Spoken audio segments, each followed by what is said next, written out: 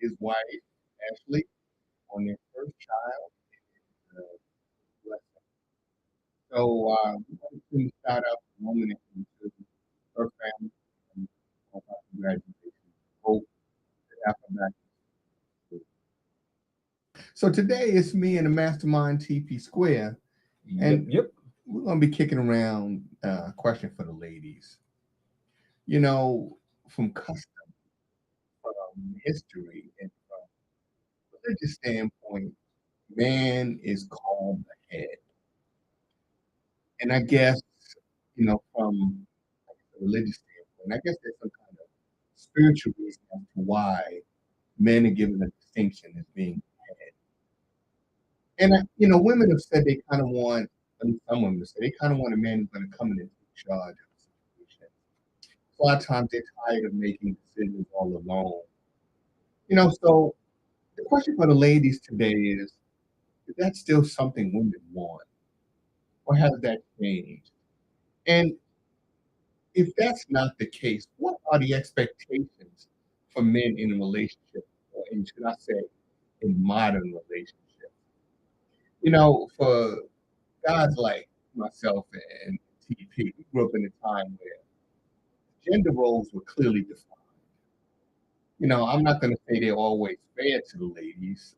Things were pretty much weighted heavily in favor of the man, during points in history. But now the pendulum has swung and it's a whole different set of rules nowadays. For a lot of men, I don't know if they have a call coming in. Good morning, caller. What's your name? Where you calling from?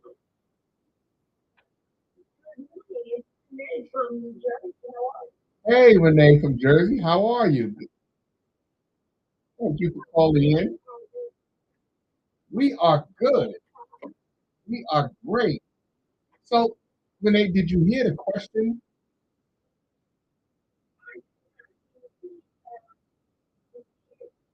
Absolutely.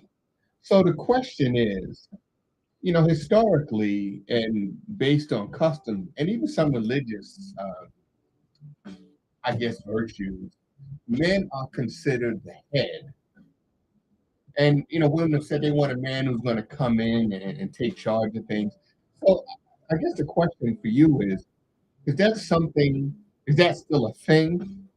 Do women still want that in a man? If not, what are the roles for a man in a modern relationship? Well, I'm going to tell you, that's a question I'm going to own because I do think the man is the head. I think men are the head and we are the neck. We are the support. That's why we are considered the head feet. And I think over time, especially with modern civilization, we have changed that. Like we changed it to mean to fit our emotions. And that was not the way primitive um, ways that it was going to be. Men are the head. We will say as women, well, I'm reaching here. As black women, we will say we want the man to be the head. However, we also, in the same breath, will say, I'm independent. Well, if you're independent, then apparently you don't need a partner Right. because that means that you are independent of that relationship. So I used to tell my clients, when it's okay to be independent. He knows you're independent. He knows all the attributes to bring. However, when you don't see the corner, or when something happens to your roof or anything happens, you're independent. You don't need a man, right? Because Right. you're independent. But after a while, it's just like a kid. You get tired, right? So I remember my father used to tell me, you don't need a man. Well, you told me that partly because of the way you were, right? So now you're trying to correct it. But that's not the way I believe it should be. I think the man is the head. But let him lead. Women, you have to shut up. You have to dip it. And I know I'm probably going to get a lot of flack for that. But we have to shut up and we have to support. I When concur. it's time for us to step in, we can step in and it's okay. He's not, and it doesn't minimize your role at all. Let him lead. I know I'm going to be the first one to say it. I wasn't always that way because the way I grew up and what the first is my body. And trust and believe, I know how to be quiet and say, you know what? When you need me, I'm here. But you take the lead. So what you're saying is this is still very much a thing, right? That women are looking for men to take the lead, to be the head. That's interesting because I think it just seems that that's a generational thing. I don't think younger women, I'm talking women in their 30s, 20s, I think they'll have a very different view of the role of a man in a relationship. And I was talking to Terry, and from our generation, as I said, gender roles are pretty clearly defined. Today, we're kind of reinventing the sexual wheel so that young men coming up may not really understand their role as a man. Because where they going to learn it from? And when we grew up, masculinity was not considered a toxic thing. Nowadays, you hear terms thrown around like toxic masculinity. I'm not quite sure what that is, but you hear that term a lot. So for young men who are trying to find their way in the world and try to figure out how they fit into, I guess, the sexual politics and their role in the relationship, I don't know if they really understand, with this constant reinvention and redefining of what's man, what's male, what's female. And nowadays, you have people say they're not either. They're not male or female. You have people using personal pronouns like they and them, when you're talking to one individual. So for young people nowadays, I think they'll have a very different opinion. I mean, what do you think? no, toxic masculinity goes back to even when our fathers were raised up were. And I did a teach on that a few years ago. And the whole tenet of toxic masculinity came where men couldn't really show their emotions because they were considered weak or female, right? Boys don't cry, men don't cry, so you don't show emotion. I just had this conversation with my uncle the other day. He's 75 years old. He said, you know what? In the generation we grew up in, military, he said we couldn't show our emotions because we were considered weak. Because as you said, and I agree with you, because of the role of the man in that, in the relationship. So they couldn't do that. However, now, as you said, I have to show my emotions. And the reason why is because now I have grandchildren. And they're very, they're emotional. They like to be coddled. They like someone to say, I love you. Same with my daughter. I was like, I love you. She said it to me. We have that type. I'm going to say, I wish that I would have to death, right? Even with my father. They'll say, oh, dear, you know I love you. No, well, because you're quick to say something negative before saying something positive. So maybe for us, like it's like a double-edged sword. You need that reinforcement, but I went to the doctor the other day, and it's no longer male or female. Now it's adjective, and then also it's like she asked me, she said, are you a cis female? And I'm thinking, yeah. I didn't know what it meant. And then, are you born a female and you live as a female? And you can be a cis man. I thought she meant SIS, not CIS. I didn't even know what that meant. And there's a list of them. And they expect us to know what that is. I didn't know what that meant. Well, that brings up another question. Nowadays you see young men, um, and they say that they're heterosexual, but you see them dressing. I saw a picture of it was Russell Westbrook. He was wearing what me like a skirt and carrying a handbag. But he considers himself to be heterosexual. Would you walk down the street with a man dressed like that? Absolutely not. He looked like an 80s kid. He had on this long, like, tennis shirt with tweeted shirt. Absolutely not.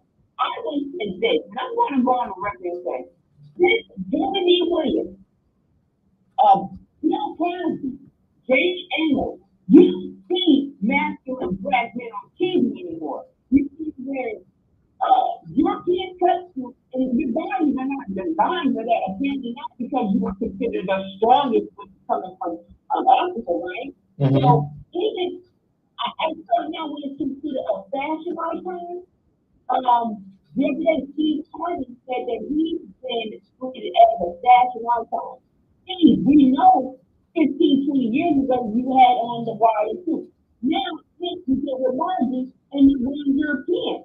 So I guess Capri for me are considered finished and tailored suits.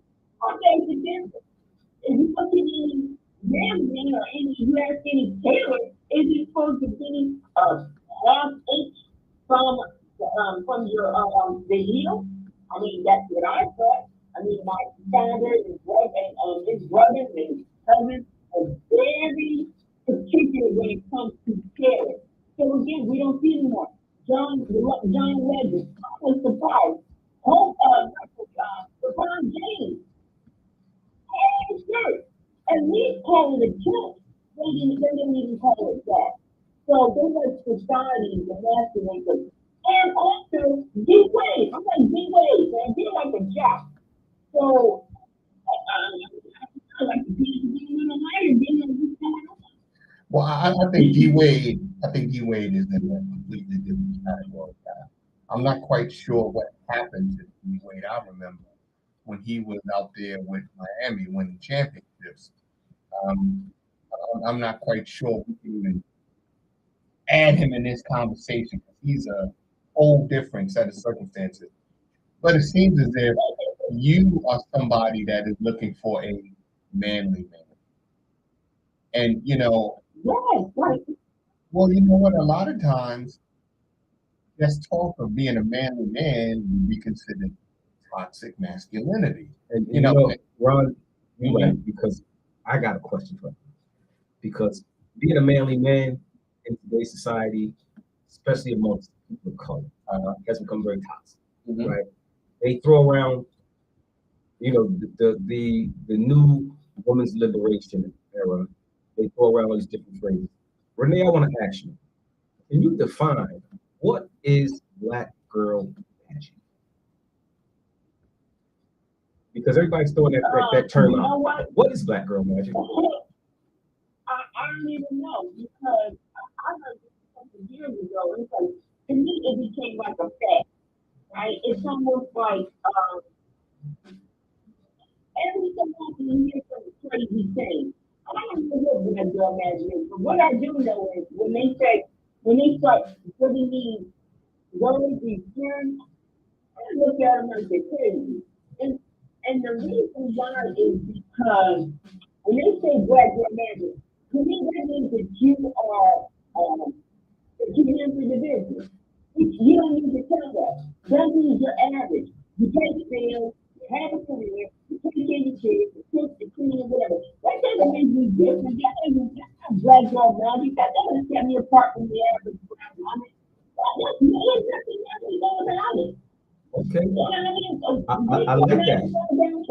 I, I'm average. If I, I ask the next woman, hey, how you doing? What takes you apart?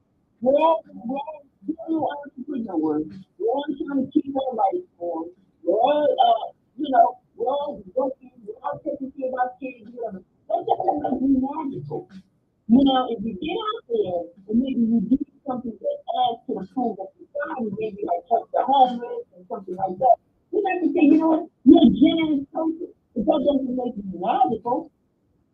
I well, don't even know why I heard that about Michelle Obama. Oh, black girl magic. So why? well, Michelle I don't think that term had anything to do with Michelle Obama. You know what I mean? Because I think that she was the perfect wife her husband. They complemented each other. You know, I think that she was independently dependent. She let him lead. She followed. I think that anything that they disagreed upon, they dealt with it with inside the household. And I think he respected her opinion as well as she respected his. You know, and Right, but here we are, don't forget. He was his boss at one time, right? And then she just went on to say she was talking to Tina Nolan going forward. She said, you know what? When we walked out of the White House, I cried for 30 minutes and I didn't realize it. She said, because we had to control his image because he was considered the first. I was the first black woman. That's a whole other conversation because, you know, Jasmine Mathis really was the first grade. That's a different conversation. He said we had to come across as being perfect, even ourselves. So yes, on the outside, she was. It seemed like she was perfect. But we have to realize Michelle is from the South Side of Chicago. You don't think she cussed Barack Obama out there? I'm sure she She did. didn't say. Yeah, she said for 10 years I didn't even like him. Hey, look, I'm sure she did, but like So I said, that goes back to what I was saying about being independently dependent. She had her own mind. She made her own decisions. He didn't control her, nor did she control him. I think today in the modern day relationship between men and women, defining the roles have got lost in the translation because, like I said, in most cases, it's a battle over everything in the relationship. Renee, we have another call coming in. We thank you so much for joining us, and please continue to listen. Hello, caller. What's your name? Where you calling from? I'm sorry, my phone disconnected. Oh, okay, Oh, okay. I'm sorry. good. Renee, you sound good and clear now. You I'm know. sorry, I was Uh-huh. But sorry. No, go ahead. I'm sorry. but like I was saying before, Renee, I think that Michelle Obama and Barack Obama they complemented each other. You know, and I'm sure she checked him many times behind closed doors. Today, I think that in our community, I can only talk about my experience, the black experience. We do things different. And we allow pop culture to shape and mold us. Because just like you guys talked about these pro athletes being put in dresses, right? That's done for a reason. You know why? Because they are the trendsetters. They are the role models. So if our children see them doing it, guess what? They're gonna say, if LeBron James can do it, it must be okay, right? You know what I mean? So now you're changing the mindset. You're shaping and molding their mind. And that's what pop culture do to change things, right? So when it comes to, I know what I know. I think of my mother and my father, right? My father was a great leader. My father was Superman, right? But my mother was clearly a shot caller. Whatever my mother wanted, my mother got, right? But my mother allowed my father to be the man. My mother was definitely what I call independently dependent. My mother wanted something, she'd have made up her mind what she wanted and how she wanted it, and she would talk to my father about it. And if my father didn't want to do it, he had a little bit of time to think about it, but she made up her mind. And she would work on him and work on him until he decided, okay, I'm going to do it, right? But she convinced him that it was his decision to say yes, he was going to do it. Although she knew she was going to do it already. She made up her mind. But she allowed him to be the man in the situation to think he made the decision. That's a lost talent in the black community. Because black girl magic and all this new stuff, all the women seem to want to fuss and fight about everything. Everything is a battle, and it shouldn't be. You know? You know what? I think it comes down to, in a lot of people's mind, power and control. Who want to be in control of what, right? And there's never a meeting of the minds. So, for as it relates to the black experience in relationships in this country, we're at a divorce rate of over 50%. And for us, meaning black people in this country, our divorce rate is close to 75%. when a friend of mine, good friend of mine, got married, we're talking about nearly 30 years ago now. Before he began the ceremony, the preacher said, listen, he said, of the 4 couples I'm going to marry this year, only one is going to make it. Stop and think about that for a second. 1 in 4 marriages is going to make it beyond, say, 5 years. And it's not that, we can't get together. There's just something in us, right, that has been introduced to us that leads us to get locked into these power struggles. And these power struggles ultimately lead to typically the man leaving, the woman being left behind to raise the children. And of course, this leads to the next generation of what's called a broken family. So yeah, we need to have conversations like this so that young men understand their role in a relationship to themselves and also to the woman, right? And as I said, those roles are pretty clearly defined for our generation. But nowadays, when you see, as you said, Terry, LeBron James putting on the skirt, Russell Westbrook putting on the skirt, and yeah, these young men seeing that are going to say, well, if he can do it, I can do it. If he can do it, I can do it, right? And there's nothing wrong with it. But then again, how do women reconcile that? Like Renee, you said, I'm not walking down the street with a man wearing a skirt. But again, for the younger generation, right? I'm talking women, 30s and 20s. They might just say, well, I don't see anything wrong with that. Well, they don't see anything wrong with that. And that goes back to, again, pop culture, shaping and molding the minds. Mm-hmm. Because guess what? I saw a video, a young lady that was on a podcast, right? And we take for granted the different opportunities that we have. Basically, we live in the country, right, in the United States and around the world. I'm just going to talk about the United States. Right? Mm-hmm. When you live on the East Coast, right, we have, believe it or not, less racism on the East Coast of the United States than there is on the West Coast of the United States. Really? And that's because on the East Coast of the United States, most people of color align themselves together to a degree. All right? You said the East Coast? Are you serious?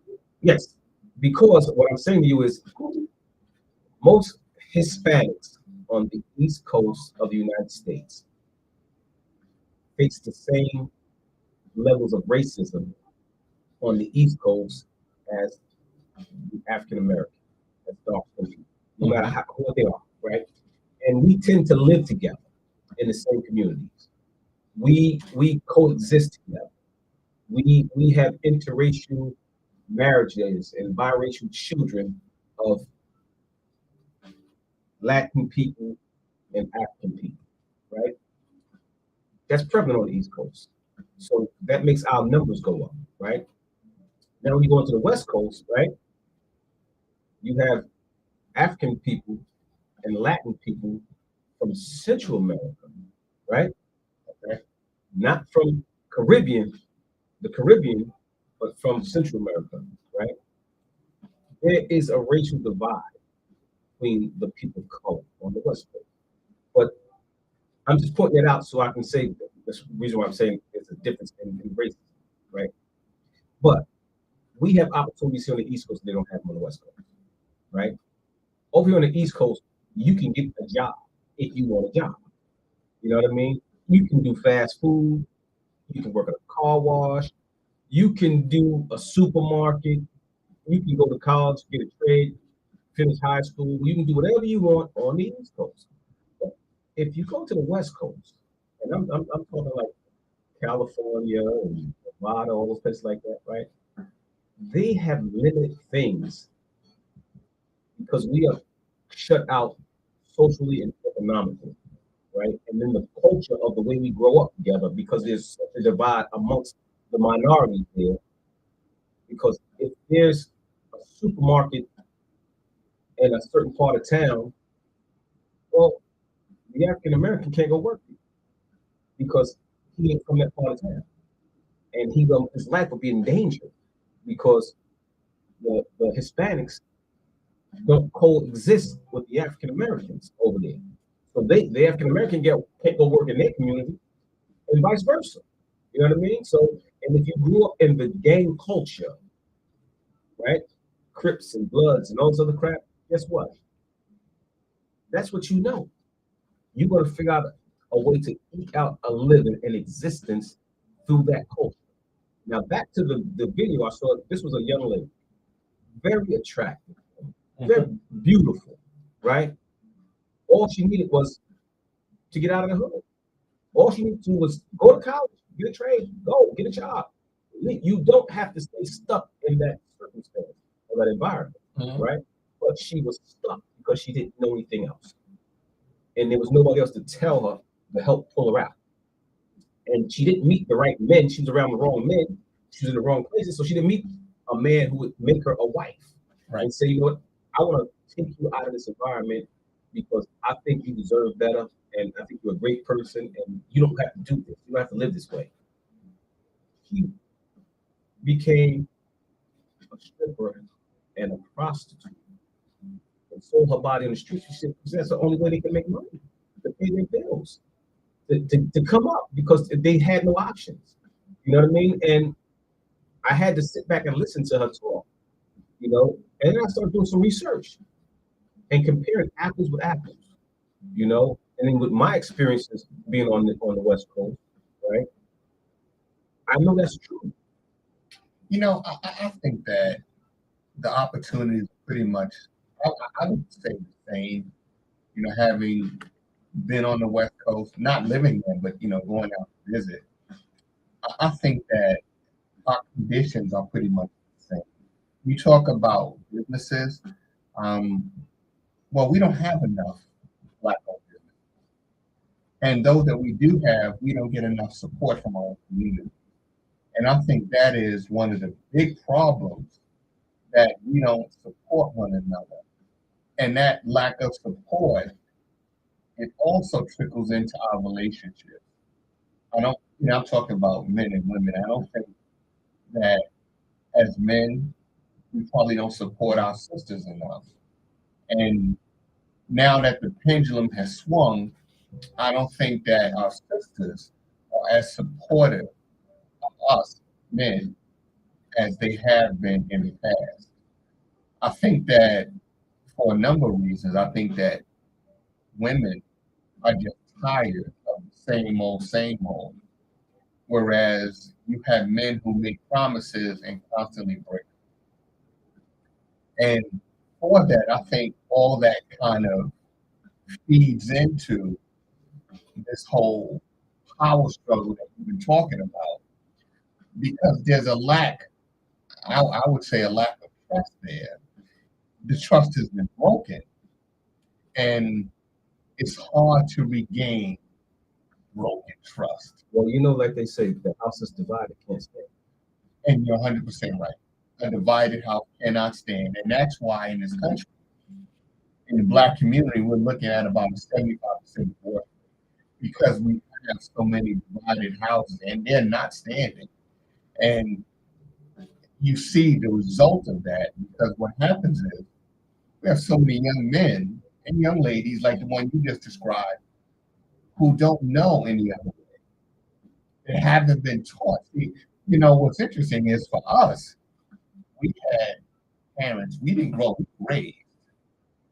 And there's a major distinction between somebody who just grew up and someone who was raised. You can just tell from their conversation, their demeanor, the respect they show for other people, someone who was raised as opposed to someone who just grew up and didn't have a lot of input and guidance. And I think that is one of the problems. Well, I know that's one of the problems that young men have, the lack of guidance, so that when they turn on the TV and they see LeBron or Russell Westgate, and there's nothing to counterbalance that with. You know, for my father, in today's society, he would be called, I guess, homophobic, right? Because my father was manly man, right? There's certain things you did not do. You know, you did not go out, you know, even if you put on a pair of slippers to run outside, my father's like, no, those slippers pink. No. You know, just that was just something that you did not do, right? And today, well, it's a whole different ball game, right? Not only will you find people wearing, you know, all colors of the rainbow, you'll also find men, like I said, walking down the street wearing a skirt, carrying a pocketbook or what appears to be a pocketbook. Oh, it's a pocketbook. And they say that they're heterosexual, right? That they have relations with women. Well, the strange thing about that is, on the runway, you see Europeans men wearing skirts. On the runway. On the runway. Right. Right?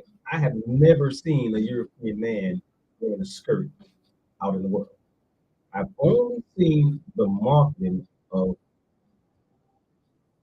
men of color wearing skirts, and walking around with handbags, you know, because they're shaping the minds of our youth. Just like I said before about how the music has changed. You know, I mean, they're polluting the minds of these kids and they're destroying them. So, you know, people talk about DeSantis and all this crap that he's talking about, banning books and stopping the vote, doing all this stuff. He has, in my opinion,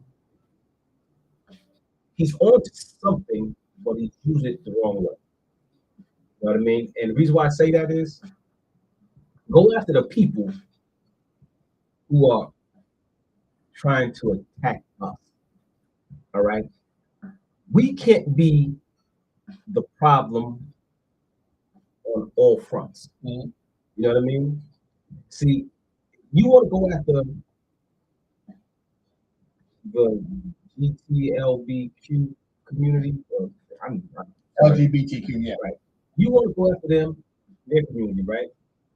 But you want to tie them into the Black experience, right? You want to attack all of us together, right? When everybody have a different cause, and you can't paint us all the same brush, right?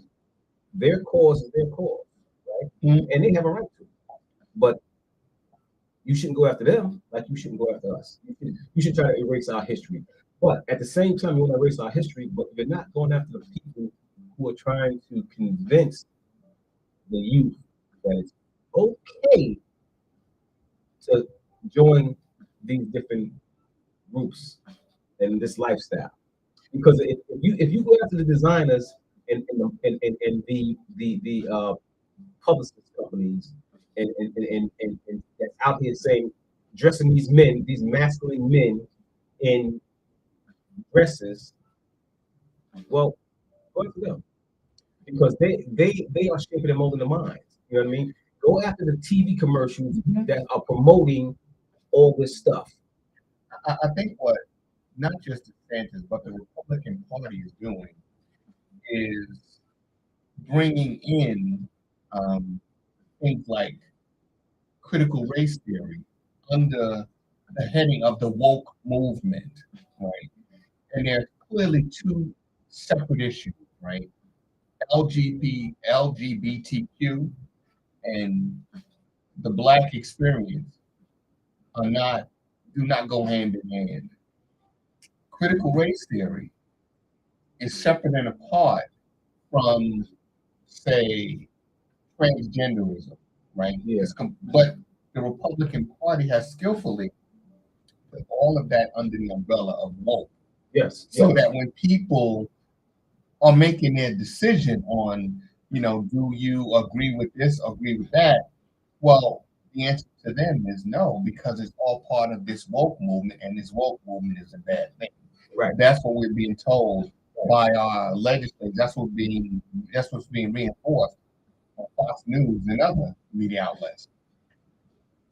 So yeah, you said masculine men being put into dresses or to skirts, rather.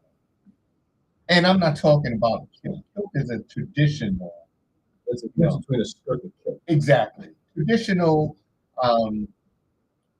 garb. I can get with that. But if you're a masculine man, how do you allow yourself to be put into a skirt or a dress? And that was something that Dave Chappelle brought up years ago. He said, I'm not putting on a dress. Because if you put on a dress or a skirt, what will be required of you next? Yep. Right? And it's tough when you have to face that decision to say put on a dress.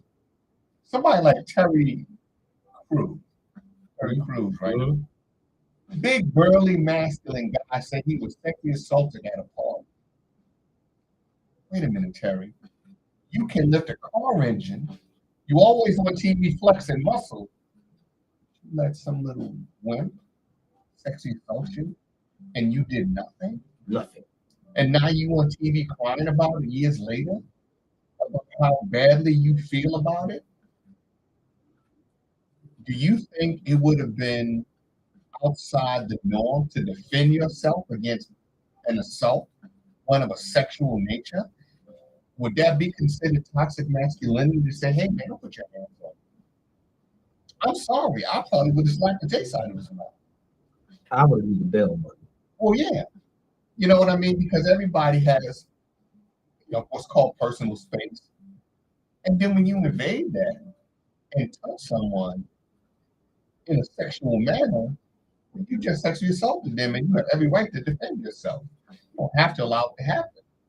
But I think that today's sexual politics have changed so much that we're allowing things. Men, again, don't understand their roles, right? And, I think it just leads to so much confusion. I mean, I know I definitely would not want to be a young person in this time, in this generation, with so much confusion, so much lack of understanding, and not enough counterbalance, not enough male role models to say, hey, brother, this is how you want to conduct yourself. Hey, brother, hey, young man, this is not the way a man conducts himself and behaves. And in so many areas, separate and apart from the relationship, brother, listen, we didn't grow up with our pants falling off our behind. You know what I mean? No, not at all. That's not a thing for us. When you talk about opportunity, we create opportunity. If you think about it,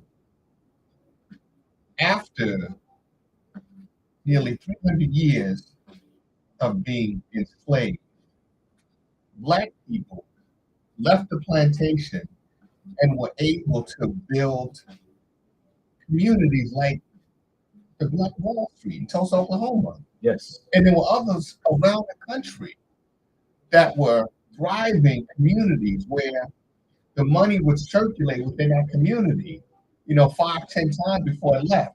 Now, 100 years later, the money circulates to our community one time and it's gone. If we're lucky.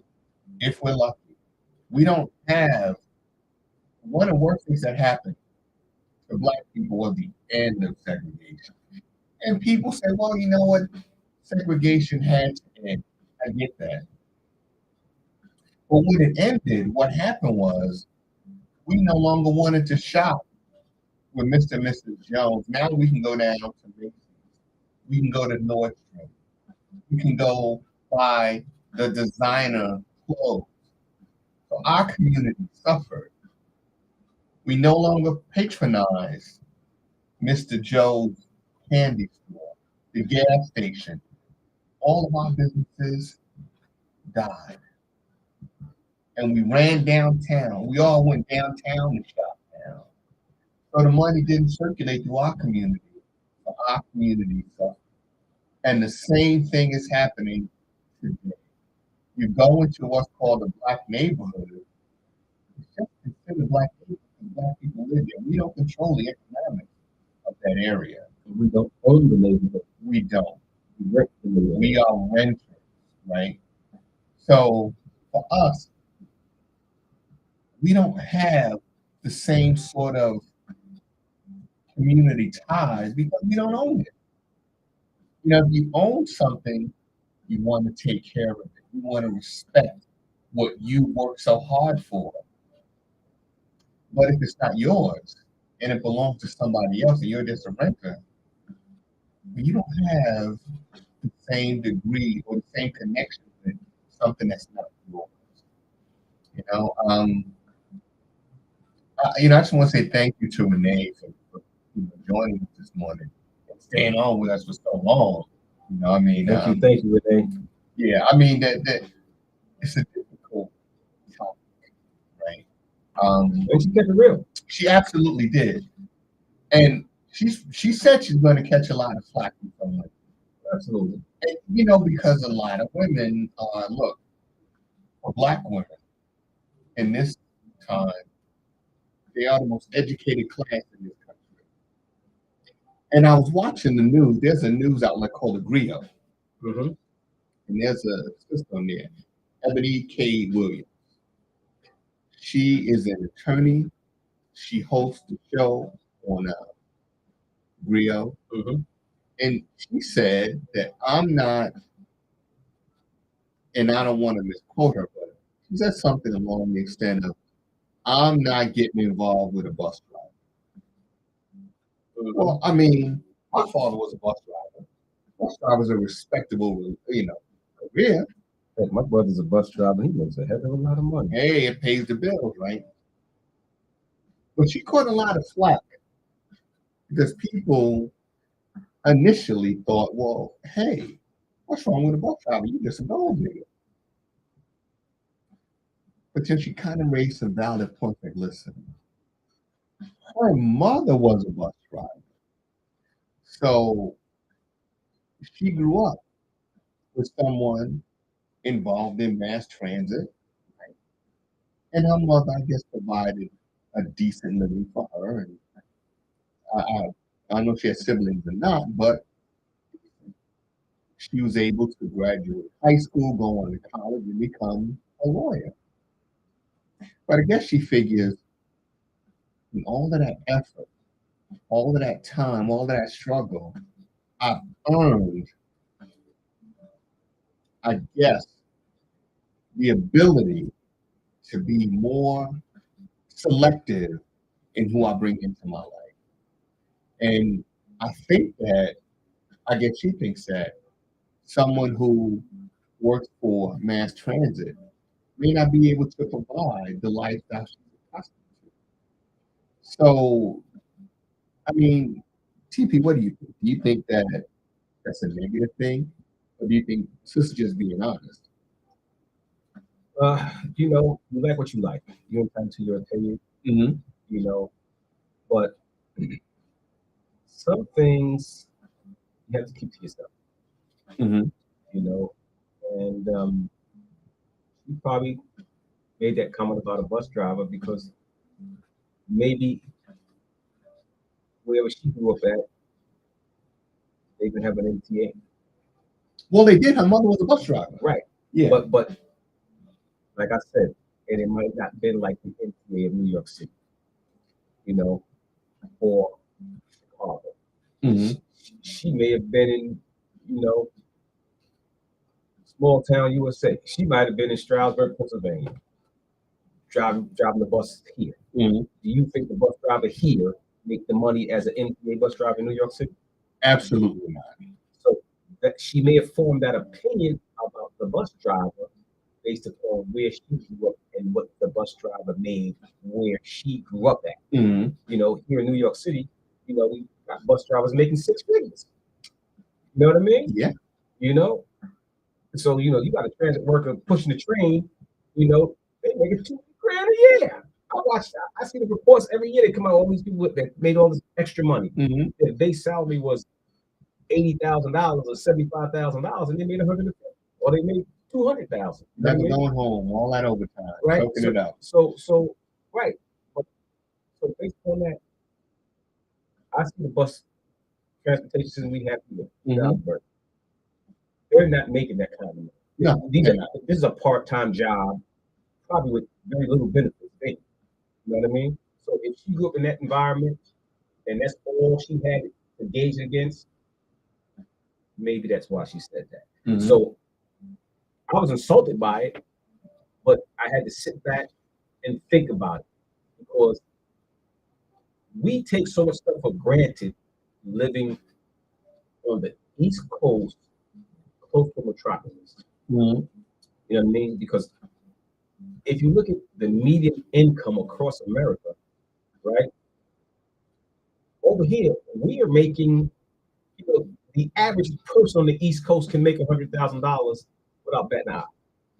If you live in California or some parts of California and you are employable, right? California's expensive, you know, right? But to have it's not a big issue to have a 6-figure salary.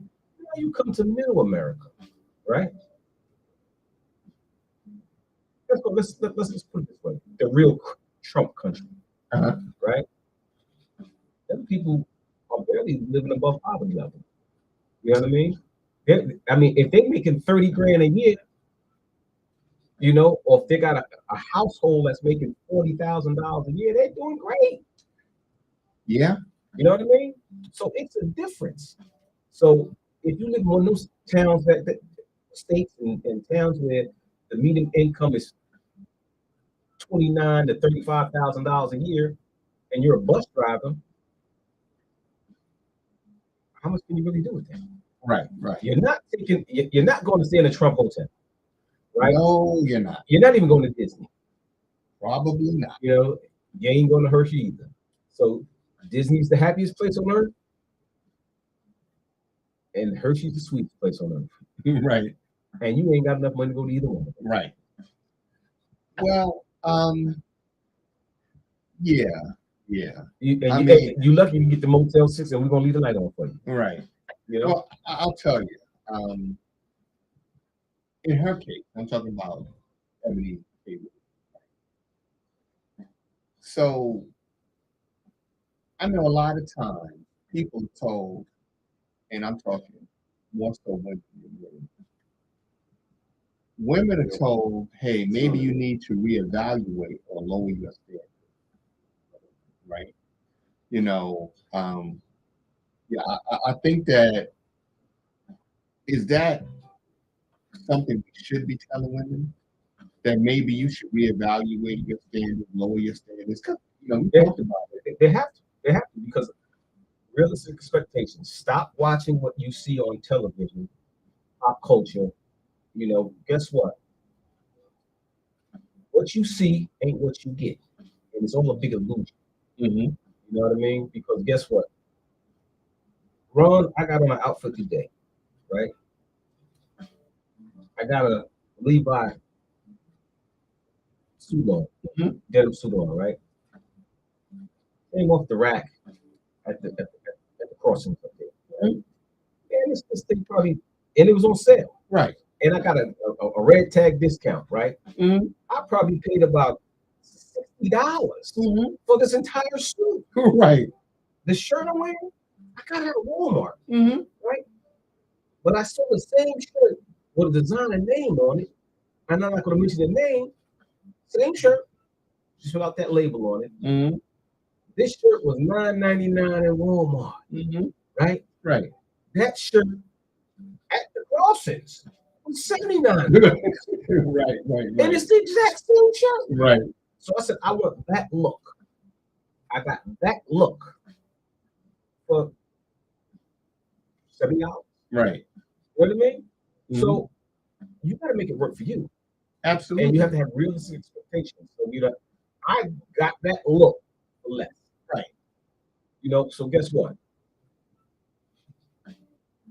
Realistic expectations is what the brothers and sisters have to have.